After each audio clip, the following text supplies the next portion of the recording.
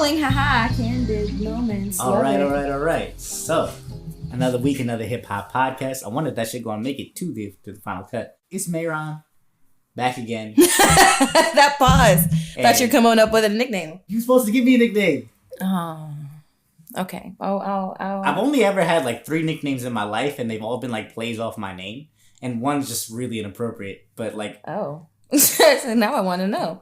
The only like one that's like funny and appropriate to share is people call me Chris Brownskin, which I'm like, I don't understand. We're not doing that one. Yo, please never again. That was during like my hoe phase, which thankfully is long gone and over. You can go back in time on my Instagram and find it for yourself. Oh God, oh my God. Okay, but cool. Anyways, we'll work on it then. Yeah, I'm obviously here with Bria. Hey, it's me, the curator. I was like, that's a better name than whatever else was discussed. Hey guys, welcome back. Thanks for being here. Missed you. Kung Fu little bitch yourself. Yeah. And then we are here. I need that noise. Oh my God, I'm so downloading that noise. That would be dope. Okay, just don't even worry about it. If you come back, you'll know. And we are here with the illustrious, the man himself. What's going on, everybody? It's Dave back again for another episode. Friend of the show. Right, at this point, he's like the cousin that always comes in when like the lit parties are happening for the weekend. That's kind of what happens, right? We have a really good idea for like an evolution of it, and we're like, we should call Dave. Yeah. Wonder if Lex is gonna be mad. Comes through, turns up, right? What have you done for me lately, Alexis? Like now, shout out to Havana Soul. Rim's coming out very soon. Go stream her shit. If you're ever curious about what that beat is at the beginning or at the end, that's her song, and it's a great song. So. Yeah. Please go Google Havana Soul and you will find everything you need to find. Yeah. And a wonderfully beautiful website as well. So, we are here today in the midst of Ramadan to talk about someone who also celebrates Ramadan in his own unique ways and in the traditional ways as well. The legend himself, Jay Electronica. I have been waiting for this episode for a long time, as has Dave. I think as has Bria too. I think we all love Jay Electronica. I do. And I'm going to start this episode a little different. I'm going to go ahead and say I think Jay Electronica is probably, if not the best, one of the best 3 ever to ever pick up a pen. I think agree. I think there are very few people that can out-rap Jay Electronica. Now, mind you, I'm not saying he's put out the best albums of all time. I'm not saying he's put out the most complete projects or whatever. I'm saying in pure bar for bar, verse for verse, if my life depended on it and I needed a verse from someone, I would call Jay Electronica as one of my first 3 calls, if not my first call. I don't think there's ever been a rapper that can do it quite like he does on the mic. I don't think there's ever been a rapper that can put words together and put pictures together in words and make me see them quite like him. And that's one of the big reasons I wanted to talk about Jay Electronica today. You think that's a fair assessment? Yeah, he's an alien. He's not on this planet. He might not be, especially with the way he talks. What you think, Bria? I was going to say, I mean, I feel the alien part. I mean, he's Erykah Badu's last baby father. So there's any proof that he's not of this world. I think it's that. That is true. That is actually one of his titles, right? Erykah Badu's baby father? Yes. So, I think a lot of people, especially like younger generations that were like aware of Jay Electronica because his names are like whispered in the halls of legends. But I feel like people visualized him and kind of became more aware of him when he like pulled up on Charlamagne at the Breakfast Club when Erykah Badu was there being interviewed because he wrote up, Jay Electronica wrote up on Charlamagne and was like, don't disrespect my BM. I'll whip your ass. And he ended up sitting in the room for the duration of the interview. Yeah. Real nigga shit. That is the type of dude Jay Electronica is. Real nigga shit. New leads, guys, man. You want to start us off with this episode, David? Sure. Where should I start? At the beginning. Jay Electronica, the nomad, the PBS mystery himself. Legend, the myth. The PBS mystery. That's a great... He calls himself He calls himself that, yeah. So, Jay Electronica was born at some unknown time in Magnolia Projects of New Orleans. I know a lot of people probably think he's from New York, but he is a proud son of New Orleans.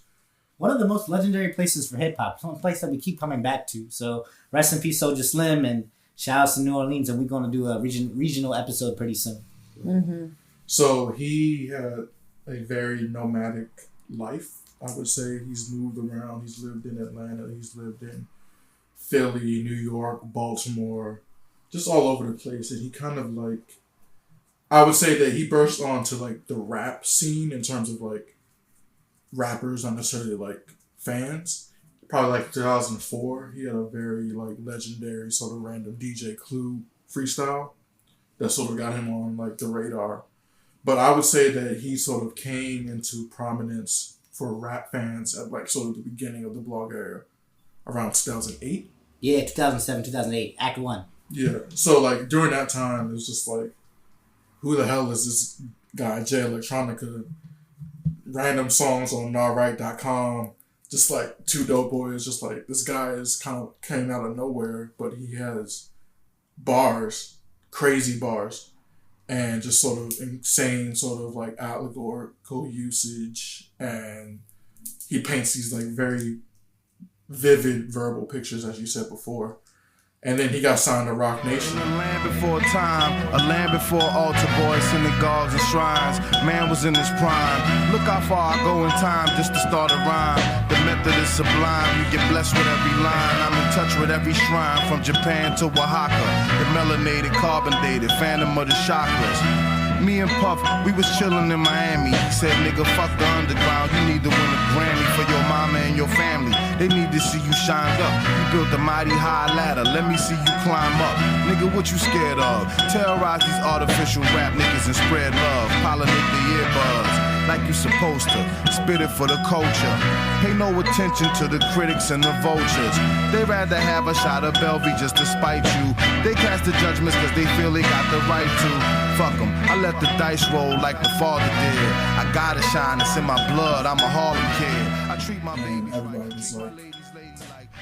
This is gonna be it. Who is this? Like, is this the reincarnation of Biggie? Like, what is this? Like, people literally went crazy. He signed with Rock Nation. He dropped the song "Ghost of Christopher Wallace," where he basically almost feels like he channeled Biggie.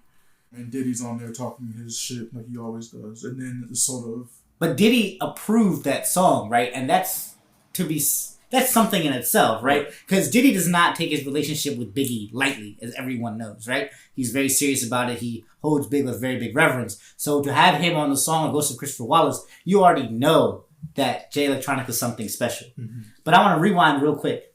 Back in 2007, when he releases this, like, one of the coolest things about it is actually he dropped on MySpace, right? Mm-hmm. So Jay Electronica dropped on MySpace in 2007, and what he did is he rapped over Eternal Sunshine of the Spotless Mind for 15 minutes without drums, right, which I think is insane. Mm-hmm. That's an insane way to come out, right? Out the gate. It's just like, all right, rap is built around drums, right? If you understand musically, like, what rap is, like, rap is built on a certain rhythm and breakbeats, obviously, but a lot of what rap is like dudes, like, beatboxing on the table and someone rapping over it. So to rap without drums, to rap without that sort of percussive nature that is so intertwined with hip-hop is crazy. Well, I think when you talk about Jay Electronica, you have to talk about stuff like that because he really draws a lot from film.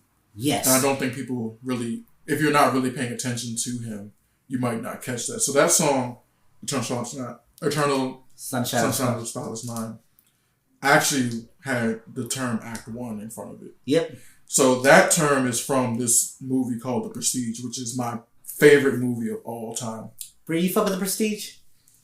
I do. I haven't seen it in quite a while. So I think that with The Prestige, if you watch the movie, I think you'll understand Jay Electronica and how he moves. So it's about two magicians, one that's sort of about the fame and one that's sort of about the sport of being a magician. Of being a magician, yeah. And one of the big keys about it, it's actually mentioned in the first 5 minutes of the movie, is like every magic trick has 3 acts. And Act 1 for Jay Electronica was sort of his burst onto the scene. You show someone something ordinary, you make it extraordinary. You show someone these beats without drums, and you show them what can be done about it. Which is, in itself, insane, right? So not only is relating it to 2 different films, where you have Eternal Sunshine of the Spotless Mind, which in itself is a masterpiece of film regarded highly. Then you have The Prestige, which is also amazing. And then he has like dialogue from and snippets from like things like Willy Wonka and the Chocolate Factory and other things going on in there as well. So out the gate in 2007, way before this is commonplace for rap, Jay Electronica's pulling from all these different places and putting them together and then having better lyricism than your favorite like lyrical miracle rappers out at the time, which is insane. But anyways, to bring it back to where you were, and you were right at where you're talking about the Ghost of Christopher Wallace and that song and how Diddy was on it and sort of him siding with Rock Nation. Jerusalem, whack crews, we bruising them. Crooked mouth, flat-footed cops, man, we losing them. Let me see some ID. Nigga, fuck a ID. You be getting head from crackheads in the lobby. Mr. Officer, please observe my skin tone. Please observe the prophecies of hurricane and brimstone. The flow so Tolstoy, Theodore Dostoy. Half oyster, half shrimp, fully dressed cold boy. Lyrically, I'm unfuckwittable, unforgettable. One tough miracle. Competition's none, I leave them dumbstruck. Critical, that's some luck. Pitiful, better luck next time. So where does he go from there? England? Yeah, possibly. So, sort of kind of like tying back to the whole Prestige thing, like the act 2 is when you make the thing disappear. And the act 3 of that is like, you can't just make something disappear, you have to bring it back. You have to amaze the crowd. So Jay Electronica took that very literally, and he sort of disappeared. He had an album that allegedly was done, and then scrapped, and then finished again, and then scrapped, but Just Blaze has a copy of it, and it's the greatest thing he's ever heard, but... Won't drop it. Yeah, but he doesn't drop it. Never been leaked. And, he pops up every now and then. He's had crazy features, crazy, like, I guess singles, they're not really singles, but he'll drop, like, one-off songs. He saw Kevin Durant have an amazing performance and dropped one song off of his album, which is an incredible-ass song. But, basically, he keeps to himself. Well, so Act 2 was supposed to come out, right? And they were supposed to have Nas. It's supposed to be called Patents and Nobility. Mm-hmm. It's supposed to be this amazing thing. But instead, we got Exhibit A and Exhibit C, right? And I think those two songs are probably Jay Electronica's most well-known songs, right? Yes, for sure. Like Exhibit A and Exhibit C. And like, this is after sort of he disappeared and came back. And even then, Jay Electronica does this weird thing where he invokes the mythos of Nikola Tesla on his album covers, right? So he has the machine that Nikola Tesla was working on as his album cover, I believe, for Exhibit A and C. Which is also a callback to Prestige, too. Yeah. Nikola Tesla played a big role in how that movie plays out. And it's just, from then on forward, in every single release, he starts to build, I guess, like you were saying, this PBS mythos legend sort of himself, right? Mm-hmm. Where he comes in and he weaves these intricate stories about the things he's done, about the things he's seen, about the places he's been, and why he is and isn't releasing music at a certain time. And what he does is he makes you believe it. When he raps, he's one of the few that you believe and you hang on to every word that he says, and every word is super important. And disaffected malcontent. I spit that wonder rhymer shit. Me and my conglomerates shall remain anonymous. Caught up in the finest shit.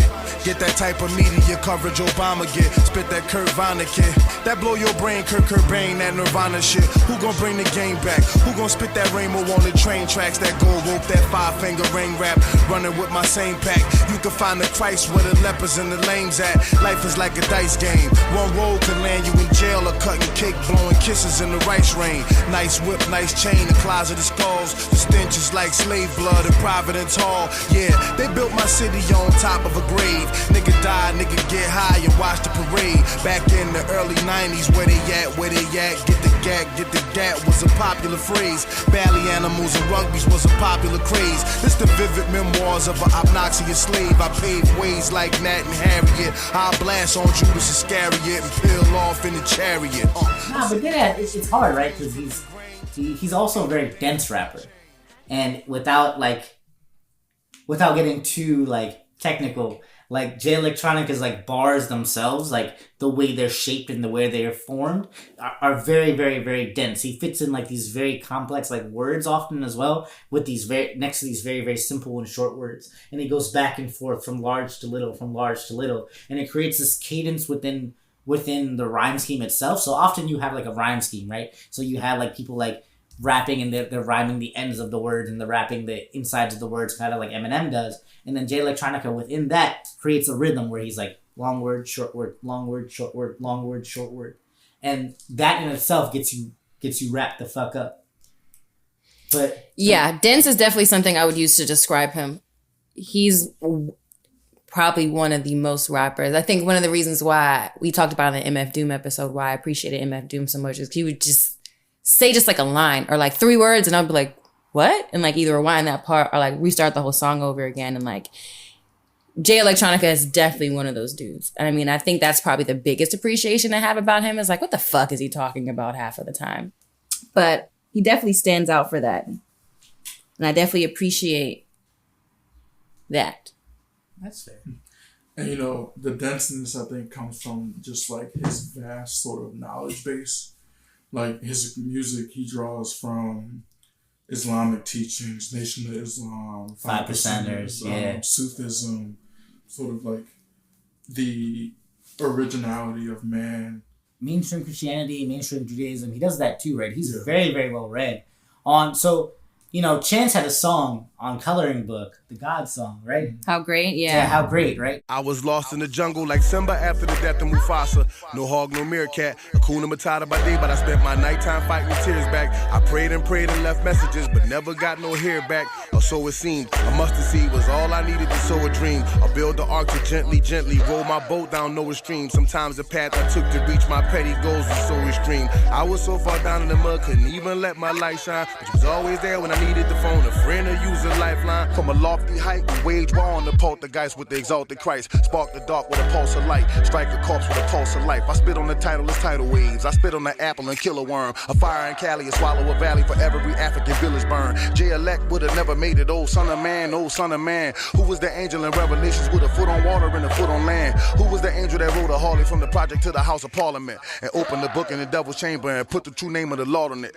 Old Jerusalem, New Jerusalem. Come strike this beast with a ball of fire. They poisoned the scriptures and gave us the pictures of false messiahs. It was all a lie. Mystery Babylon tumbling down. Satan's establishment crumbling down. This is the year that I come for the crown. Bury my enemies under the ground. It's an amazing song in itself. And what I love about Jay Electronica is he often ends up on these very long, extended tracks and like has like this like verse of greatness and then it melds back into the track. And that's exactly what like How Great is about. One of the reasons I think Chance had him, Jay Electronica, on there is he's one of the few rappers that can truly rap about the greatness of God in a way that is worthy of it, right? Even though Jay Electronica is clearly not just a mainstream Christian, and Chance very much clearly is.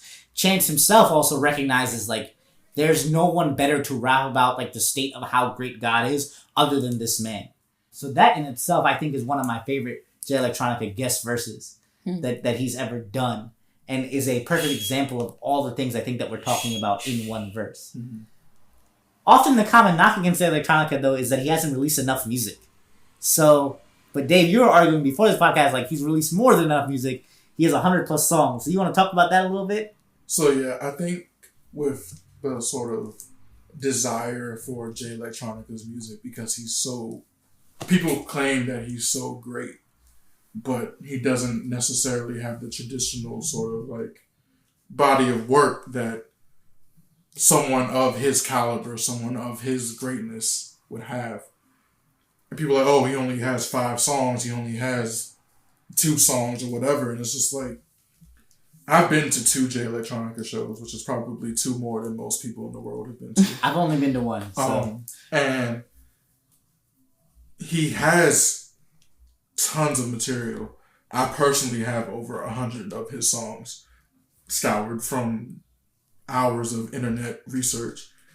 And, you know, he has more than enough of a body of work for me to be like, he's one of the top 2 or 3 rappers I've ever heard. But when it comes to how the traditional rap fan processes things like that, people argue that he hasn't done enough.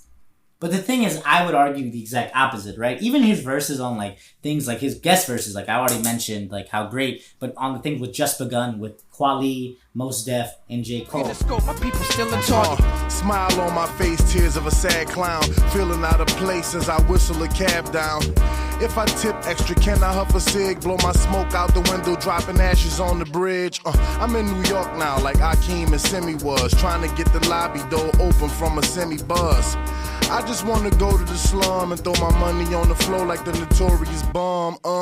Build a home, teach a class, start a revolution. Free the mind, heal the body, talking evolution. This that black Elohim Anunnaki rap. That Farrakhan, Akeem Olajuwon, Gaddafi rap. I dedicate this to my niggas in New Orleans, rocking black and gold stocking caps and fleur-de-lis shocky hats. I'm in the courtroom screaming, who that on the devil? Serving gumbo with a shovel, dog, I'm on another level. Me and Kweli come together like two pieces of metal. We magnetizing the ghetto. Yeah. Kills that verse. Also, fun fact. Usually Bria's the one that hates on J. Cole and not me. But I'm going to be hate on J. Cole for a second. Everyone on that track washed J. Cole. The verse was trash. Yeah, his verse was absolute trash. Like, everyone else destroyed J. Cole. Which sucks is because, like, Cole is such a great rapper and had such a good opportunity to be pushed and didn't allow himself to be pushed by everyone else on that track. But Jay Electronica in that Just Begun track, I think, does what you're talking about, where he's like, he can rhyme with anyone. He can rhyme with Def and Kweli and still be amazing. And he can clearly out-rap J. Cole. One of the other guest tracks where he does this, I think, is on that Control song with Kendrick and Big Sean. Yeah. So everyone will argue that Kendrick had the best verse, and like arguably he did, because he did something that not enough people do, which is actually call people out by their names and say, hey, you need to rap better. And he created sort of a class of rappers for himself where he's like, you're either in or out. I either mention your name, I don't. But if we listen to the song as a whole, I think Jay Electronica had the best verse. Oh, easily. For sure. Easily. And that's like a hot take because of what you said. So yeah, I think a lot of, I don't like using the term real hip hop heads. I don't know another word to use for them right now, but that's something that I hear argued a lot actually, is real hip hop heads say that Jay Electronica, even when the song initially came out, that he had the best verse. Traditional rap. Traditional rap fans. Yo, get the fuck. I like that. No, I really like that actually. Traditional rap it's fans. Like a stigma. Real hip hop, you wear baggy jeans and Timbs and you listen to Rakim, like, and you know the 5 pillars by heart. Yeah. Nah, it's reigns supreme over nearly everyone. Shouts KRS-One. I don't hate him. I'm just tired of the guy. But I will say he's one of the artists that I think has maintained his relevancy by consistently doing well with the songs that he is featured on. I mean, it's still pretty far few in between. But one of the reasons why I appreciate him is because he's featured a lot in a lot of artist songs outside of hip hop. And that's kind of why I've only paid attention or have kept up with him. Even one of my favorite, I want to say it was Emily Sandy or Sande songs. Oh my God, that verse. Oh, yeah. Garden? Is one of the best verses of all time. Thank you. No, That was I'm really, sorry. No. That was really honestly going to be my only point, because he has such small bodies of work. Is I kind of lived through his features, but my favorite features kind of exist usually outside of hip hop, which is surprising because you wouldn't think Jay Electronica is an artist that would get a lot of requests to do features outside of hip hop. But the R&B scene and the pop scene, real, I think it's cool, and I appreciate with Jay Electronica, and I think his talent notes that real recognize real throughout all genres. For Emily Sandy to have a Jay Electronica verse on, which was actually a pretty phenomenal album. The song is called Garden. Definitely listen to it. And that's the best part of the song is Jay Electronica. Shakespeare could never describe love the way that Jay Electronica described love on that song. Real.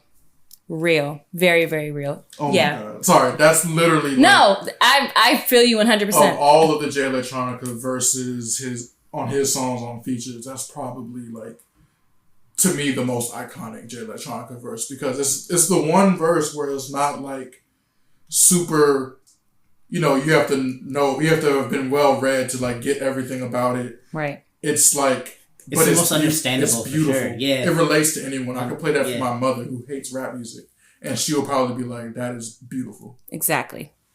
I think that's a great point. Also, I think, the other genres, he's Erykah Badu's father of her child, right? Mm-hmm. Erykah Badu's his baby mother. Mm-hmm. So it kind of makes sense that he sometimes branches out and does different things, because he's a different kind of dude, right? I would say for sure. Yeah. So, there's so many interesting things about this guy. Like, there's so many conspiracy theories about why he hasn't been able to release an album, from like the idea that he fucked a record exec's wife, and like as a result that record exec tried to like blackball him throughout like the entire industry. I see that. Or that he's like, you know, in with the Rothschild family somehow. Which he was. I mean, he kind of was, but like not with like the real Rothschilds, because the real Rothschilds don't really care. But it's interesting, right? But like I saw him once at Howard Theater. And I kind of wanted to tell that story real quick because I think it's one of the best concerts I've ever been to. So Jay Electronica, I have this theory about like shows and like crowds and how crowds kind of make shows more than artists make shows. I think if you have or rather, a crowd can make a show even if the artist is lackluster. Even if the artist doesn't do the best, if the crowd really, really wants to see them, then it doesn't matter what you do. Jay Electronica attracts a very particular type of rap fan. So this show was at the Howard Theater. It was a couple months ago. We show up. Jay Electronica shows up. And the crowd is pretty diverse, to be honest. There's white dudes. There's black dudes. There's white women, black women. There's Asian people. There's all different types. Relatively full. And Jay Electronica comes out. And every single person knows every single word, obviously. But what he does is I think, is one of the most charismatic speakers I've ever seen in my life. Because in between every single song, he sits there and he talks to us, to the crowd. And, most times when artists talk a lot during their shows, you're kind of like, all right, I'm over it. This is whatever. But I think I hung on to every single word he said and took it as gospel that night. And I think every single person there did as well. And when he asked people to come out of the crowd and rap, for him show, like their own original stuff, every single hand that went up and every single person that he chose unknowingly could rap their fucking asses off. And it goes back to Bria's point about like traditional hip hop fans and how much they love Jay Electronica. The kind of people that he brings out and the kind of community he creates with his music is so steeped in that tradition of hip hop, so steeped in that tradition of rhyming. It's no surprise that he has to push himself to be great, because his fans only expect greatness out of him. His fans will only accept greatness out of him because his fans themselves are great.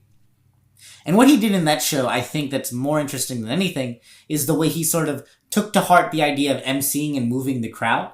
He came out into the crowd and rapped to us, just him and his Nation of Islam guy standing there in a suit. No big security, nothing like that. He got on top of the back bar. So Howard Theater set up so the stage is on one side, the bar is in the back. He walks all the way back to the bar where the people are and gets on top of the bar and starts rapping to them. Like, he's sitting there wilding out. Like, and he's just wearing, and he's the whole time, he's just wearing basketball shorts and like a tracksuit top. He's dressed how I usually dress in this podcast. Like, it's great. And like, he's just so comfortable and like talking and having a conversation. And while he's rapping, just like saying, giving us all the knowledge he can. And like, to me, there's never been a more like pure hip hop show than like the one he puts on. So the second show that I went to of his, he actually like started a riot. Oh. It was funny. So go ahead, tell the story. It's funny because like we talk about traditional hip hop and like how the type of people that go to traditional hip hop shows. Yeah. So like he legitimately was just like, yo, fuck everything. If y'all my peoples for real, you guys are gonna get on stage with me. And like this is at Made in America and there's like hella security. So like it's like there's a gate, there's like a fence there too between like the stage and where people are. So it's like it was like this weird like moment where like people in the crowd looking at the security guards and the security guards looking at the people in the crowd, and the people just literally hop this fence and hop on stage while he's performing his We Made It freestyle. Literally, holy shit. There's like not hundreds, but like dozens of people on stage with him rapping this thing, and they had to shut down this whole set because it got super crazy. I actually wanted to ask you, does he still do that thing where he performs half the song with the beat and then half out? Yep, he does that for a couple of songs. So, to wrap this up, unless anyone has like a greater point to make about Jay Electronica. I actually do. Alright, go ahead. So, again, we talk about people and how they expect a lot from rappers and how they just expect rappers to act a certain type of way about their music and how they present it and what they do. I think that as rap fans, we have to be more open-minded and more like appreciative of true artistry, because I feel like when you sort of stifle how an artist works, you get outcomes that you don't really want. Like artists who might rush their music and put out a project and then you shit on their project. Oh, it sounds rushed. Oh, it doesn't sound good. It don't sound like the old shit. And I think we just need to appreciate artists who take their time, who want to give you sort of that appreciation for your music. I think Jay Electronica, while it might be a bit extreme for some people, I think that he's just an artist. He is the Alfred Borden in our world of the prestige. And we have to respect that. There's a deeper point to that as well, I think. Not necessarily a deeper point, but an adjacent point to that is that what Jay Electronica does isn't easy, right? Like, it's not easy to be considered one of the greatest rappers of all time off of, like, the limited amount of stuff that he has given us. That means that it takes effort. He's not in there. He's not Future, right? Future gets in there, and Future talks about this all the time, where he's like, I get in there, I make the album, I'm done. Like, it doesn't take me a long time. He can pump out 30 songs in a night. Jay Electronica is a little different, and his process is a little different. And like David said, like, respecting that and understanding that and appreciating what he has given us, I think is like paramount to like creating a place where he wants to release more music. I think, like, there's so many like dope verses, like, because now you have me thinking about like how hard it is to write like a Jay Electronica verse. First of all, rapping is hard. Rapping is hard. Rapping is fucking difficult to do. I mean, rapping is difficult, sure, but I think beyond rapping, right, the writing quality to which Jay Electronica has, the amount of work which he assigns, the amount of usage that he assigns to a particular word in a verse, I think is higher than the average rapper. And we grew up in the era of rap music where Wayne made it popular to not write music. And so just going to off the dome. Jay-Z does it too. Wayne and people credit Jay, but it was really Wayne who was like always just in there, just rapping for no reason. So when you listen to a Jay Electronica verse, I think it's almost impossible to say that this wasn't something that he sat down and crafted out. It's like everything is like perfect in like a really like master of his craft type of way. I mean, like on Exhibit C, I think one of like my favorite lines that I always go back to is, you either build or destroy where you come from. The Magnolia Projects in the Third Ward slum. That's quite interesting that you rhyme how you do and that you shine like you grew up in a shrine in Peru. Question 14, Muslim lesson 2. Dip diver, civilizer 85, I make the devil hit his knees and say the Our Father, abracadabra, you rocking out with the tune and living. Like, it's ridiculous, right? Every single word in there is there for a reason. Every single picture that he paints is like important to the story of the song. And it's like you catch there's 5% teachings, there's other stuff. It's also like too. The dip diver thing is a call to like older hip hop. I forgot who it was. I think it's Brand Nubian. Yes. They have shouts to .x. Yeah. Keep going. Not Lord Jamar. Shouts to .x. But like, so it's not even just like, he's teaching you what he learned, but it's like he's also calling back to, that era of hip hop that people hold in such high regard, and he mixes it in with his own knowledge base and his own like sort of idea of what rap is. And there's no other rapper like him, I think. The 5%ers rolled up on the nigga and informed them, you either build or destroy. Where you come from? The Magnolia Projects in the Third Ward slum. It's quite amazing that you rhyme how you do and that you shine like you grew up in a shrine in Peru. Question 14, Muslim lesson 2. Dip diver, civilizer 85er. I make the devil hit his knees and say the Our Father, abracadabra. You rockin' with the true and living. Shout out the Lights Out, Joseph I, Chewy Bivens. Shout out the Baltimore, Baton Rouge, my crew in Richmond. While y'all debated who the truth was like Jews and Christians, I was on Cecil B, Broad Street, Master, North Philly, South Philly, 23rd, Tasker, 6 Mile, 7 Mile, Hartwell, Gratiot. Obviously he draws from other rappers, but it's just like there's no rapper from New Orleans rapping like that, like ever. No, it's absolutely crazy, right? And it's just like, I think what's one thing that I wanted to also, one point that I wanted to make that I forgot to make is I have never heard a rapper use religion quite the way he does.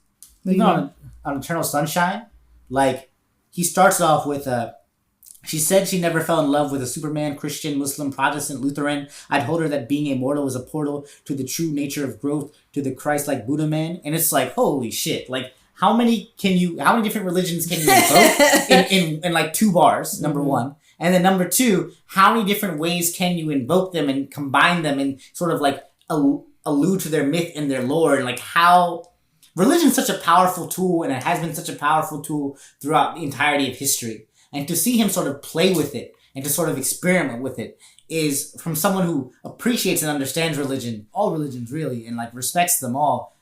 It's kind of awe-inspiring to watch.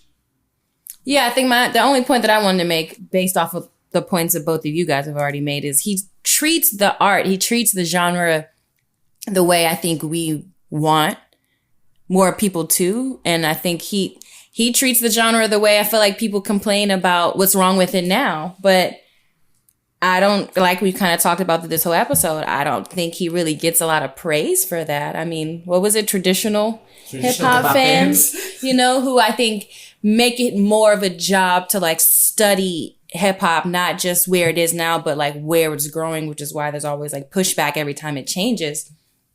I mean, that's something I feel like they sit back and study. Jay Electronica is somebody that they sit back and like study and can like, but they learn that appreciation. I don't feel like it's something that's, I think, understood outright. I think Jay Electronica is one of those artists that you kind of have to do your Googles about. You kind of have to be an historian and research. And I just don't think that's anything, that's how we consume music at all, especially like the major consumer. And I think that's underlyingly what's wrong, but I also think that's important to note that with the progression of music and where it's going, and even like we talked about, how things have kind of changed more from like lyricism to like a vibe, and it's more about a feeling rather than lyricism. And considering all of that, you know, I was kind of just thinking about that. Like Jay Electronica is the downside to that. He's one of the artists that unfortunately may be forgotten or may just not get his flowers the way he should. And it's not because of the music, but it's because of how the audience chooses to consume it.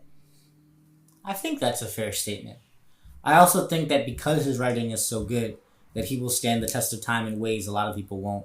For sure. And people will find his stuff. Yeah, again, like people will do their history, they'll do their research and be like, damn, why didn't we pay attention to this dude? And it's like, he's right here in our faces. Like, yeah, he doesn't give us big bodies of music, but like through his features, through the songs that he does release, and just through the way he carries his artistry, I think he's something that, so if anyone gives a fuck, they're going to do their Googles. But I don't know. I just feel like we've gotten lazy with the way that we've consumed music. And I think that's going to be a big point when we talk about it later on in life, years from now. Be like, why didn't we pay attention to this person? Why didn't we pay attention to Currency? Why didn't we pay attention to Jay Electronica? Why didn't we pay attention to Nip before we lost him? And I think that would be the main reason. Yeah, for sure. Well, with that all said, like, that's a great way to end us off. Like, pay attention to the artists that matter and pay attention to everyone that you can. That's been another Hip Hop Podcast. Thank you so much. Thanks, guys.